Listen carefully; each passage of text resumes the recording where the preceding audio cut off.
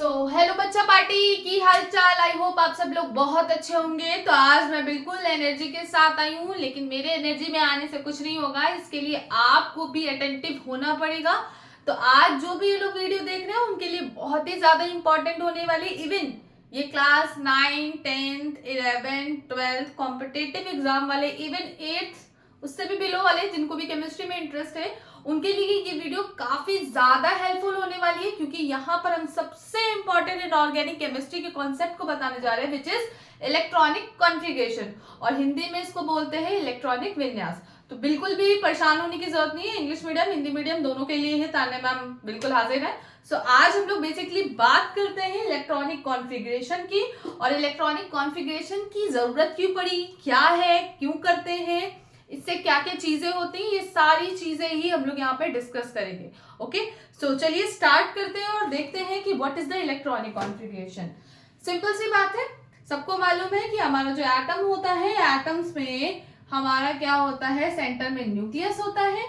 ठीक है, न्यूक्लियस के अंदर क्या होता है, न्यूट्रॉन और प्रोटॉन होते हैं, और उसके अराउंड में ही क्या है, इलेक्ट्रॉन्स जो है वो मूव करते हैं।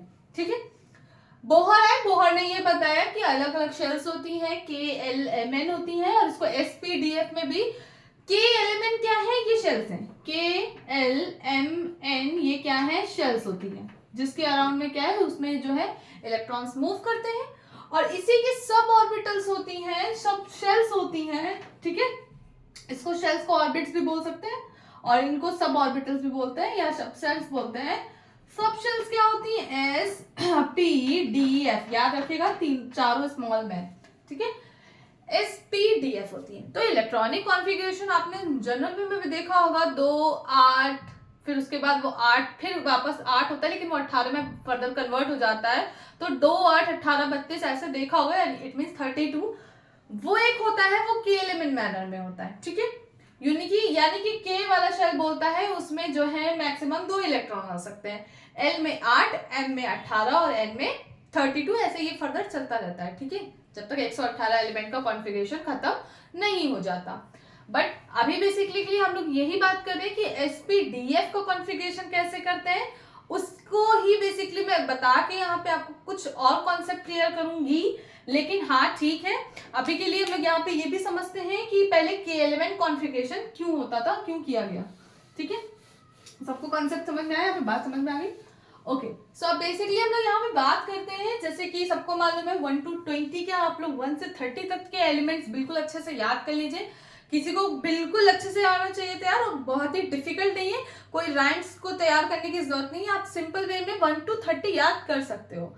ठीक है, अच्छे से बार बार प्रैक्टिस करो, बार बार प्रैक्टिस करने से आपको याद हो जाएगा। कोई भी बोलेगा 17 सीधे बोलोगे क्लोरीन, कोई भी बोलेगा 16 सीधे बोलोगे सल्फर, ये प्रैक्टिस से होता है। ठीक है, ओके, आगे की बात करते हैं। कोई भी टीचर ये कहे हम राइम्स सिखाएंगे, 1 to 30 तक राइम्स को याद करने की जरूरत नहीं है। ठीक है, क्योंकि इतने क्वेश्चन आते हैं 1 to 30, आपकी ऑलरेडी प्रैक्टिस हो ही जाती है। ठीक है, बात बिल्कुल समझ में आ रही। तो चलिए देखते हैं one of the most important topic, electronic configuration. Okay, so बिल्कुल हाउस द जोश, हाय मैम बोलो, हाय मैम। ठीक है, चलिए अब बात यहाँ पे करते हैं इलेक्ट्रॉनिक कॉन्फ़िगरेशन की। तो इलेक्ट्रॉनिक कॉन्फ़िगरेशन KLMN मैनर में देखते हैं। तो सबसे पहले हमारा नंबर 1 पे कौन सा एटम है, हाइड्रोजन एटम होता है। अब यहाँ पे बात करते हैं हाइड्रोजन एटम की। अच्छा हाँ, उससे पहले एक चीज और बता देते हैं, कोई भी एटम है, मान लो X है, कोई भी एटम X है, जो इधर नंबर लिखा होता है ये होता है एटॉमिक नंबर। ठीक है, ये क्या होता है, atomic number which is represented by Z, और ऊपर होता है atomic mass which is represented by A। ठीक है, Z क्या है, एटॉमिक नंबर, यानी कि एटम किस नंबर पे है। तो याद होगा सबको, हाइड्रोजन नंबर 1 पे होता है। ठीक है, इसको Z से रिप्रेजेंट करते हैं, और ये डिपेंड करता है नंबर ऑफ प्रोटॉन और number of neutron, sorry electrons पे, सॉरी ध्यान नहीं दिया। ठीक है, नंबर ऑफ प्रोटॉन, और ये गलती हो जाती है, छोटे छोटे शहरों में ऐसी बड़ी बड़ी गलतियां होती रहती हैं, उल्टा बोल दिया ना, ठीक है चलेगा। अब यहाँ पे बात क्या करते हैं, इलेक्ट्रॉन से। ठीक है, या तो नंबर ऑफ प्रोटॉन पे डिपेंड करेगा, या फिर नंबर ऑफ इलेक्ट्रॉन पे, दोनों ना इंक्लूड कर दीजिएगा। अब बात करते हैं एटॉमिक मास क्या होता है। एटॉमिक वेट भी बोलते हैं, एटॉमिक मास भी बोलती है, बिल्कुल भी कंफ्यूज मत होइएगा, कंफ्यूज आने की जरूरत नहीं है। ए से रिप्रेजेंट करते हैं, और ए से रिप्रेजेंट करने का मतलब है कि एटॉमिक मास है। एटॉमिक मास डिपेंड करता है N+P, यानी कि या P plus N, number of proton plus number of neutron. अच्छा कोई ये मत कहना मैम न्यूट्रॉन तो न्यूट्रल, अरे न्यूट्रॉन न्यूट्रल है पर कुछ तो नंबर तो होंगे ना, न्यूट्रॉन नंबर तो मैग्नीट्यूड तो होगा ही ना उसका। तो सिंपल सी बात है, जैसे क्वेश्चन है, हाँ हीलियम, ठीक है हीलियम है, इसको लिखते हैं 2 नंबर पे होता है 2H4, ठीक है।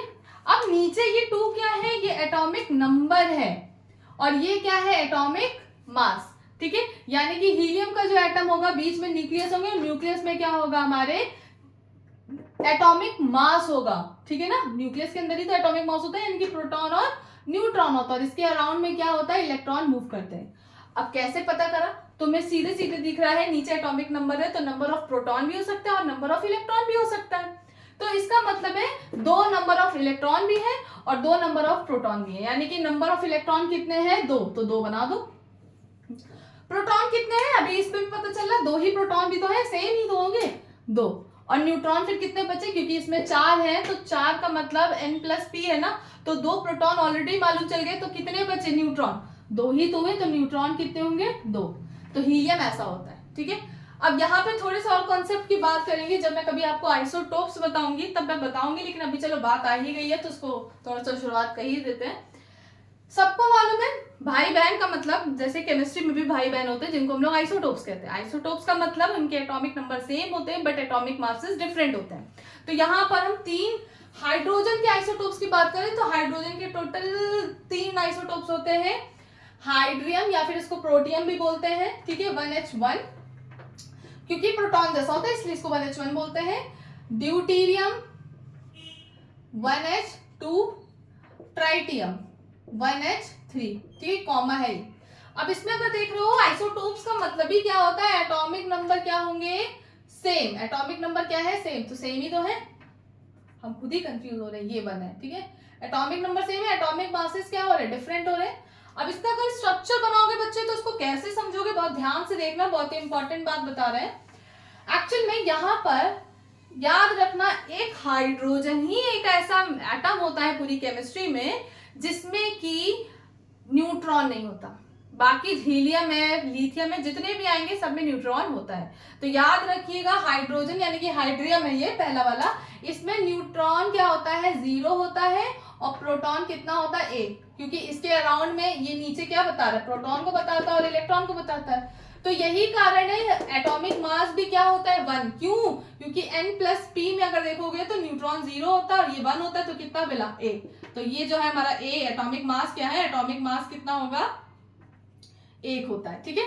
इसमें अगर देखोगे ड्यूटेरियम में तो इसमें क्या है P 1 होता है और न्यूट्रॉन भी 1 होता है और इसके अराउंड में इलेक्ट्रॉन कितने होंगे, यानी कि इलेक्ट्रॉन तो 1 ही मूव करेगा क्योंकि इलेक्ट्रॉन की जो संख्या है मतलब नंबर्स है वो 1 है, प्रोटॉन भी 1 है, तो 2 कैसे बनाइए N प्लस P, यानी कि 1 न्यूट्रॉन और 1 प्रोटॉन ने मिलकर क्या बना दिया एटॉमिक मास को 2, ठीक है ये क्या है atomic mass. Is it clear.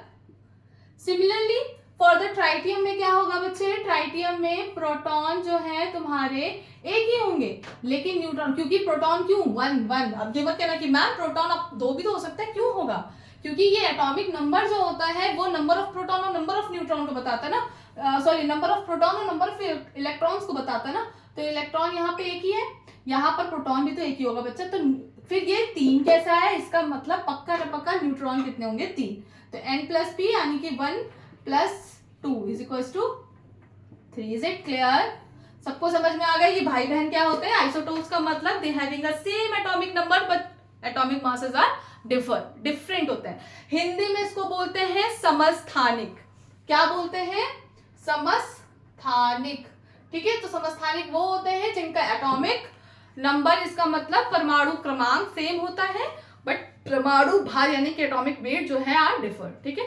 Hindi English दोनों में बता दिए, किसी को भी कहीं से भी कंफ्यूजन हो तो प्लीज कमेंट में बता दीजिएगा, ठीक है। इसको नोट करो जल्दी से।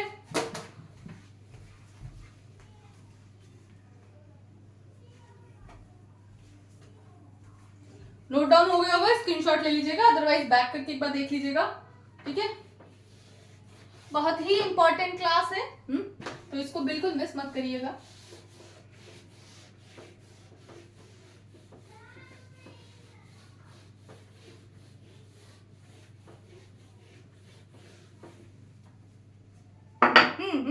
बहुत इंपॉर्टेंट क्लास है, मिस मत करिएगा। चलिए अब आगे की बात करते हैं। शाहरुख खान बन गए, देवानंद मिक्स हो गया, कोई बात नहीं। अब आगे की बात करते हैं यहाँ पे। चलिए अब समझ में आ गई सारी कहानी। अब इलेक्ट्रॉनिक कॉन्फ़िगरेशन की बात करते हैं। अब जैसे बेसिकली यहाँ पे हम लोग क्या उठाएंगे, हाइड्रोजन को उठाते हैं, नंबर 1 पे होता है। पहले के एलिमेंट मेथड से करते हैं, ठीक है, KLMN मेथड से करते हैं, ठीक है। अब यहाँ पे क्या होगा कि एलएम मेथड्स में क्या होता है, हाइड्रोजन का नंबर से ही में मतलब रखना है, वेट से मतलब नहीं रखना है, ठीक है, उसी का कॉन्फ़िगरेशन होता है। क्योंकि इलेक्ट्रॉनिक कॉन्फ़िगरेशन में सिर्फ और सिर्फ हम बच्चे इलेक्ट्रॉन्स को शो करते हैं, प्रोटॉन और न्यूट्रॉन से कोई मतलब नहीं है, ठीक है। क्योंकि बॉन्डिंग में पार्टिसिपेट कौन करते हैं, कैटायंस और एनायंस कौन बनाते हैं, हमारे इलेक्ट्रॉन्स। क्योंकि इलेक्ट्रॉन्स वो भी आउटर मोस्ट शेल के इलेक्ट्रॉन्स, ठीक है। मैं बताऊंगी आउटर मोस्ट शेल क्या होता है। आउटर मोस्ट शेल का मतलब है कि कोई भी एटम है, ठीक है, अब उसमें क्या है, उसमें जैसे कि मान लो यहाँ पर तुम्हारा कार्बन है, ठीक है। अब कार्बन का इलेक्ट्रॉनिक कॉन्फ़िगरेशन अभी देखोगे तो मैं बताऊंगी कैसा दिखेगा। जैसे अभी कार्बन की अगर बात करें तो कार्बन 6 पे होता है, तो इसका इलेक्ट्रॉनिक कॉन्फ़िगरेशन देखोगे तो 2 और 4 होता है, क्योंकि के में मैक्सिमम 2 फिल हो सकते हैं, उसके बाद 8 होते हैं, लेकिन अब 6 ऐसे ही पूरा हो गया, 4 और 2 6, तो मतलब कि 4 ही तो फिल हो गए, इससे ज्यादा 2 ऑलरेडी फिल हो गए, तो कितने इलेक्ट्रॉन बचे, 4। अब ये जो आउटर मोस्ट शेल होती है, इसी को ही बाहरी कक्षा बोलते हैं हिंदी में। ये क्या है, हमारी आउटर मोस्ट शेल है। क्या है, आउटर मोस्ट सेल, ठीक है, सेल मत लिख देना। तो अब इसमें इनर वाली सेल में कितने इलेक्ट्रॉन है, 2, बाहर वाली में कितने हैं, 4। तो यही जो सेल है, इस बाहर वाली को ही आउटर मोस्ट शेल कहते हैं। And they are participating in the bonding, cations and anion form करते हैं। यानी कि क्यों, जैसे इनको हल्की सी भी एनर्जी मिल जाएगी, they are free for escaping, ये बाहर निकलने के लिए कैपेबल होते हैं, ठीक है। और इसी वजह से 2 इलेक्ट्रॉन निकाल दो, 3 इलेक्ट्रॉन निकाल दो, 4, ठीक है। तो आउटर मोस्ट शेल का ही हम लोग क्या है, इलेक्ट्रॉनिक कॉन्फ़िगरेशन को फर्दर जो हम लोग समझेंगे। बाकी तो आपको पूरा आना चाहिए, ठीक है। बात समझ में आ रही है।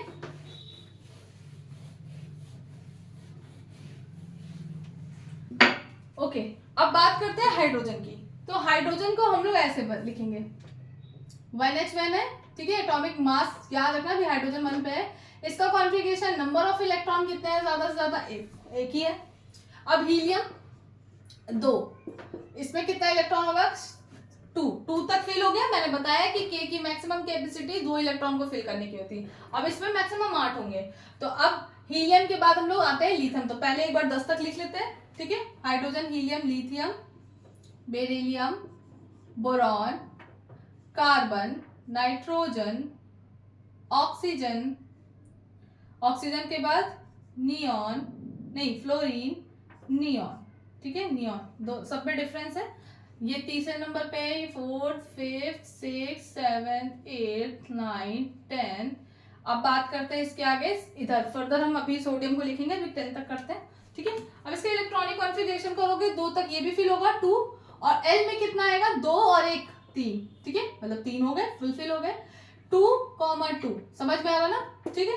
फिर 2,3 समझ में आ रहा, आउटर मोस्ट शेल है। फिर 2,4 जैसे भी हमने किया था भाई, 2 मैक्सिमम इसमें 8 होते हैं, तो 4 तक फिल हो रहा है। 2,5, 2,6, 2, आगे फर्दर 7, 2,8। अगर इसमें देख रहे हो तो ये आउटर मोस्ट शेल इसकी है, ऑक्टेट रूल फिल कर दिया है। अच्छा हाँ, ये जो भी सब शेल्स होती हैं, KLMN होती है, SPDF होती है, they wants to fulfil their octet rule. Octet rule ये कहता है कि आउटर मोस्ट शेल में 8 इलेक्ट्रॉन्स होने चाहिए।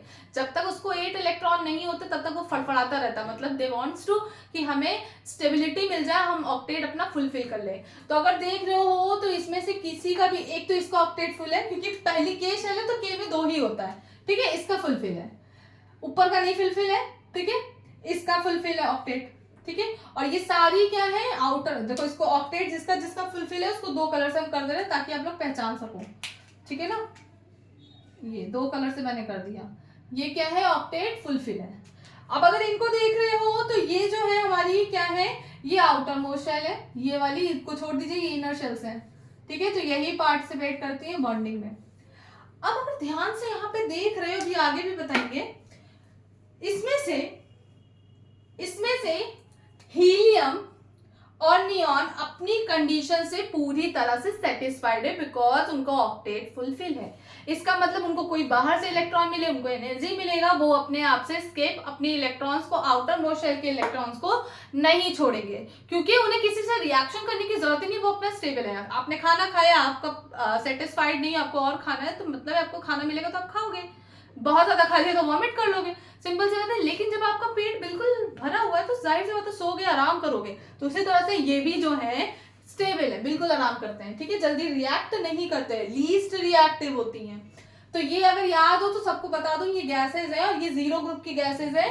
इनको जीरो ग्रुप गैसेस भी कहते हैं, या फिर इनर्ट गैसेस भी कहते हैं, या फिर नोबल गैसेस कहते हैं, ठीक है। तो ये क्या है, इनर्ट गैसेस है बच्चे। इनर्ट क्यों कहते हैं, अक्रिय होती हैं, अक्रिय गैसेस हैं। इनर्ट का मतलब अक्रिय गैसेस हैं, ठीक है ना। अक्रिय, अक्रिय का मतलब जो रिएक्ट ना करे, नॉट रिएक्टिव, ठीक है, लेस रिएक्टिव लिख दो जो भी है। तो बिकॉज रीजन तुमसे पूछा जा सकता है कि वाई नियॉन और तुम्हारा ये ऑर्गन, अभी 18 पे पढ़ोगे, argon, helium, xenon, krypton, radon, ये सारी इनर्ट गैसेस क्यों होती है, बिकॉज इनका their octet are fulfilled. Electronic configuration दिखा देना, देन आप दिखाओगे कि ये स्टेबल कंडीशन में होती है, दैट्स व्हाई ये not reacting with each other, या किसी से भी रिएक्ट नहीं करती, किसी भी आउटर से, मेटल और नॉन मेटल हो, किसी से भी रिएक्ट नहीं करते, लीस्ट रिएक्टिव होती हैं, ठीक है। अब जबरदस्ती आप रिएक्शन कराओगे तो वो बात तो अलग है, वो हुआ भी था, बहुत सारे केमिस्ट ने किया भी, बट नहीं करती, ठीक है। ओके, समझ में आ गया। तो ये हमने 10 तक पढ़ लिया, इसका स्क्रीनशॉट ले लीजिए।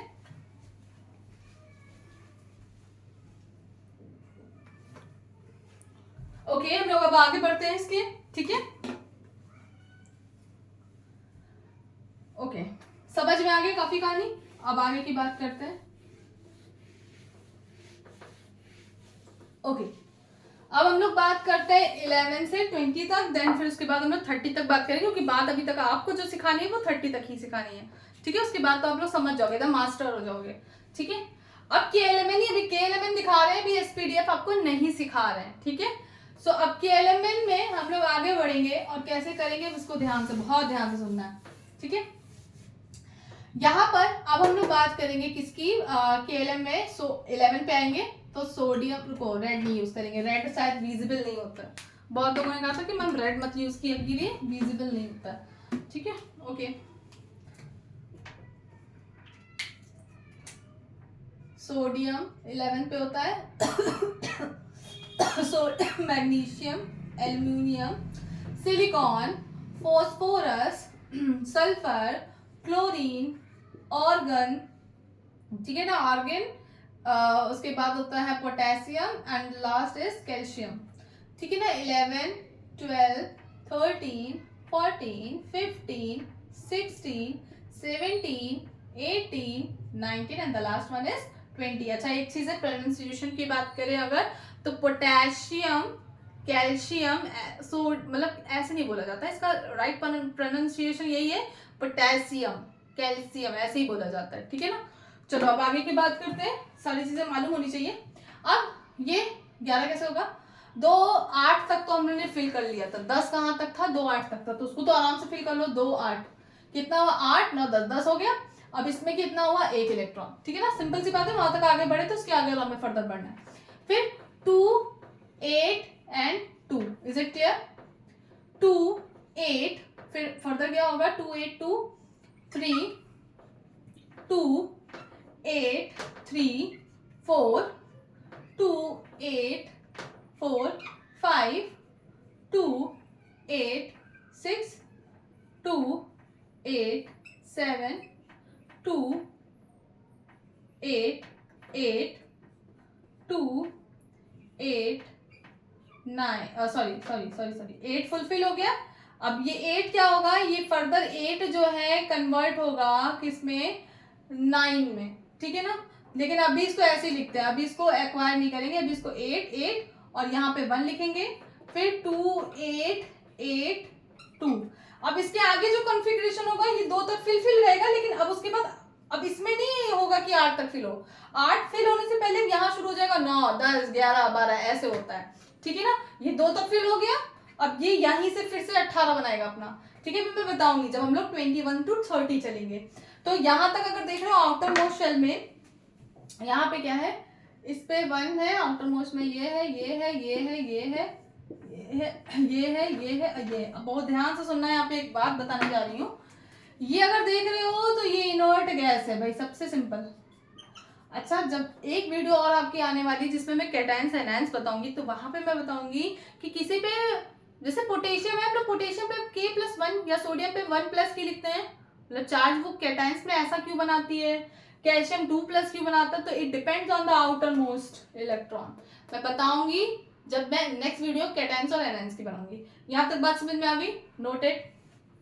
नोट कर लीजिए। यहाँ पे भी इसका ऑक्टेट रूल फुलफिल है, तो ये इनर्ट गैस है। तो ये सबको ही मालूम है, बल्ब में ऑर्गन गैस फिल की जाती है because it is inert in nature. Okay okay, आगे बढ़ते हैं। ओ हम तुम सोनियो रे, ओ चली हो जो। अरे मन करता है गाने का, गा लिया। आप लोग मैम गाना गा रही है, तुम लोग को एंटरटेन करे, वाह, पढ़ते भी जाओ एंटरटेन भी करते जा रहे, देखो क्या बात है। अच्छा हाँ भाई, कुछ बच्चों ने कहा मैम गाना गा के सुनाइए, आपको गाने सुने हुए बहुत दिन हो गए बेटा, अभी पढ़ाई कर लो, गाना बाद में सुन लेना, ठीक है। अब आगे बात करते हैं। 21 से आता है, तो 21 से याद रखना है स्कैंडियम, टाइटियम, वेनेडियम। रुको थोड़ा सा इधर लिखते हैं, थोड़ी सी स्पेस चाहिए बिकॉज के इधर है ना, थोड़ा सा स्पेस लिखते हैं। ओके, स्कैंडियम, टाइटियम, वेनेडियम, क्रोमियम, ठीक है। क्रोमियम के बाद हम लोग बात करेंगे manganese. It's not a magnesium, magnesium Mg होता है, देखो अभी भी गलत करोगे, मैग्नीज Mn होता है, बहुत डिफरेंस है, ठीक है। उसके बाद आयरन 26, फिर उसके बाद हमारा आएगा कोबाल्ट, निकिल, कॉपर, जिंक, ठीक है। गला बैठ गया मेरा। 23, 24, 25, 26, 27, 28। बेटा वीडियो इसलिए नहीं बन पाती है, सॉरी, कभी कभी ऐसा होता है, इतना बिजी हो जाता है, नहीं आज जैसे सुबह से पढ़ा ही रहे, 1 मिनट में मेरा गला शांत नहीं हुआ आज, ठीक है। तुम लोग को लेकिन पढ़ाते तो अलग ही फील रहती है, बहुत मजा आती है पढ़ाने में, बट वही है कि कंटिन्यू वे में हो नहीं पाता है। But don't worry, 10th and 11th आप लोगों को तो कोर्स कंप्लीट करना ही है, और ये भी स्पेशली आप ही लोगों के लिए 9, 10th, 11th, 12th अच्छे से इसको प्रैक्टिस करो। कॉम्पिटिटिव वाले भी बहुत बच्चे तैयारी करते हैं, but they don't know, they are not aware for this, कि नहीं समझ में आता, बेसिक नॉलेज नहीं होती, तो आपको बेसिक नॉलेज नहीं होगी तो आप हायर नॉलेज नहीं कर पाओगे। तो अभी से 9th, specially 9th and 10th for you, अभी से पकड़ मजबूत करो, ठीक है ना। 11th आपके लिए भी टाइम स्किप नहीं हुआ है, अभी भी आप स्टार्टिंग है, बिल्कुल स्टार्टिंग है, अभी सिलेबस का बर्डन नहीं पड़ रहा है, तो अभी ये बेस जो है अपना स्ट्रॉन्ग करिए, ठीक है। तो आप ये मत सोचिएगा 11th में मुझे आता नहीं आता है, ठीक है, इसको अच्छे से प्रैक्टिस करो। ओके, सो अब बात करते हैं इसके इलेक्ट्रॉनिक कॉन्फ़िगरेशन की। तो यानी कि लास्ट हम लोग का कैल्शियम था, वहां तक लिख दो, 20 तक तो है ही ना, तो 2, 8, 8 एंड 2 था, है ना, एग्जैक्टली 8, 8, 16, 17, 18, 19, 20 तक था। अभी किस करना है, मैंने बोला ना ये 2 तक फिल हो गया, अब ये नहीं कि इसको 8 बनाओगे ना, अब ये तुम्हारा 18 बनेगा, ये तब तक होगा जब तक 18 कॉन्फ़िगरेशन चलता रहे। तो अभी हमें जो करना है, अब ये सीधे हो जाएगा 9, 21 हो गया, ठीक है। अब फिर होगा 2, कॉमा लगा दूं मैं, 8, 10, 2, 2, 8, 11, 2, 2, 8, 12, 2। गलत है, जिसने ये किया ये गलत है, इसका कॉन्फ़िगरेशन, राइट कॉन्फ़िगरेशन कौन सा है मैं बता दूंगी, एक्स लिख दोगे वरना। राइट कॉन्फ़िगरेशन इज 2, 8, यहाँ पे 13, 1। ये क्यों होता है, you have to wait it, बहुत इंपॉर्टेंट कॉन्सेप्ट है, ये एक एक्सेप्शनल केस है, यानी कि याद रखना हमारी प्रोडक्ट टेबल में 118 एलिमेंट में से 3 एक्सेप्शनल केसेस होते हैं फॉर द इलेक्ट्रॉनिक कॉन्फ़िगरेशन।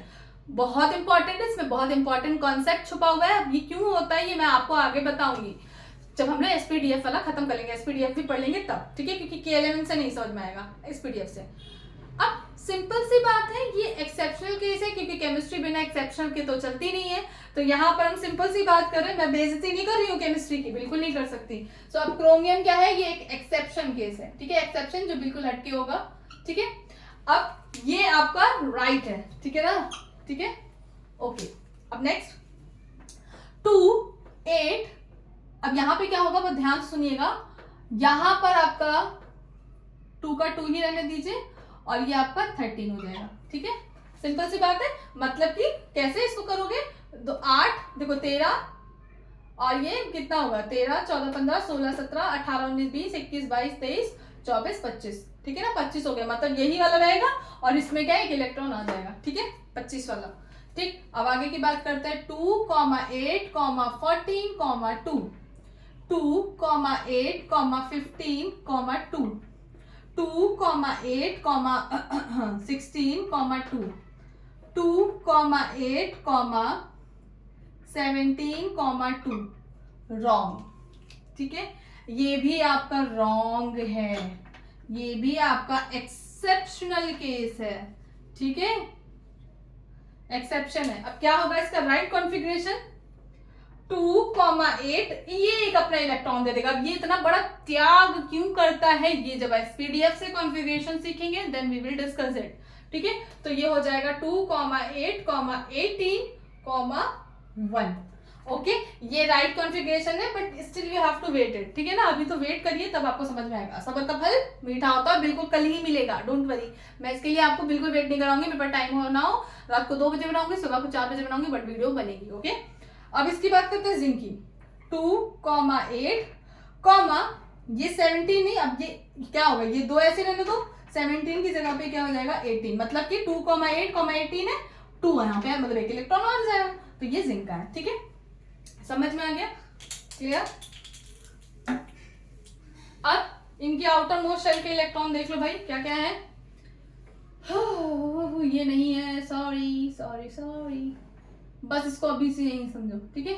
इसके आउटर मोस्ट शेल के इलेक्ट्रॉन मैं आपको एसपीडीएफ से बताऊंगी, इससे नहीं समझ में आने वाला, ठीक है, इससे आपको बिल्कुल भी समझ में नहीं आएगा, इसमें ही है आउटर मोस्ट के इलेक्ट्रॉन, इसी वाली शेल में हमारे में। ये जब एसपीडीएफ करेंगे then we will continue it, कैसे करना है। आई होप आपको ये समझ में आ गया हो। अभी अगर मैंने एसपीडीएफ स्वयं कंटिन्यू कर दिया तो आपके लिए बहुत बड़ा हो जाएगा कि इतनी बड़ी वीडियो है, स्किप करके ही देखोगे, सिंपल सी बात है। तो फर्स्टली इसको अच्छे से पढ़ो, मुझे कमेंट में बताओ कैसा लगा, समझ में आया, कितना समझ में आया। देन कल हम लोग एसपीडीएफ को करेंगे। एसपीडीएफ को समझने के बाद हम लोग यहाँ पर एक्सेप्शनल केसेस जो है वो बहुत बहुत बहुत ज्यादा इंपॉर्टेंट है, बच्चे नहीं समझ में पाते और कोई बता भी नहीं पाता, तो इसीलिए you have to wait it, ठीक है। Tomorrow we will discuss it, ठीक है। तो ओके, चलते हैं, जय हिंद, अच्छे से तैयारी करिएगा, ओके।